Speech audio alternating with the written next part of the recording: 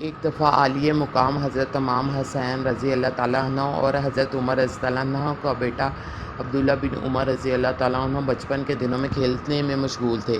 کسی بات پر تکرار ہوئی تو حضرت امام حسین رضی اللہ تعالیٰ عنہ نے فرمایا، اے عبداللہ، تمہاری کیا مجال کہ مجھ سے الجھو، تم ہمارے غلام کی اولاد ہو۔ یہ جملہ حضرت عبداللہ بن عمر کو انتہائی ناگوار گزرا اور آپ برسبیل شکایت اپنے بابا جان خلیفہ وقت حضرت عمر رضی اللہ تعالیٰ عنہ کے دربار میں حاضر ہوئے اور ساری رودات بیان فرمائی۔ مراد رسول حضرت عمر فاروق رضی اللہ عنہ نے فرمایا کہ بیٹا عبداللہ، تمہارے پاس اس بات کا کوئی گواہ موجود ہے؟ حضرت عبداللہ نے فرمایا کہ وہاں ہم دونوں کے علاوہ کوئی موجود نہ تھا۔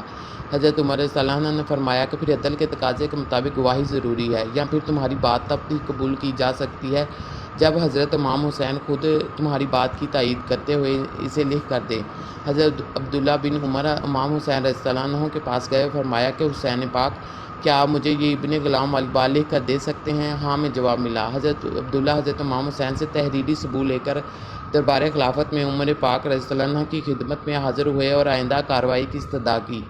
حضرت عمر فاروق نے جب تحریر پڑھی جس کا مفہوم لگ بھگ اس طرح تھا، عبداللہ ہمارے غلام حضرت عمر فاروق کا بیٹا ہے اور اس نسبت سے یہ ابن غلام ہے، تو آپ رضی اللہ عنہ نے فرمایا، عبداللہ، فیصلہ ہو چکا ہے کہ جو کچھ حسین پاک نے تمہارے اور میرے بارے میں فرمایا وہی حق ہے۔ میں عمر بن خطاب ان کا غلام ہوں اور تم واقعی ابن غلام ہو، لہٰذا آئندہ کسی معاملے میں بھی اپنے آقا حسین رضی اللہ عنہ سے بحث مت کرنا۔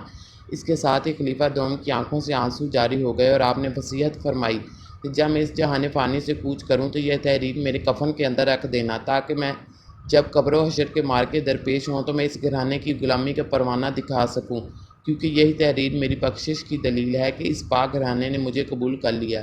کون کہتا ہے کہ ہم تم میں جدائی ہوگی، یہ بات کسی دشمن نے اڑائی ہوگی۔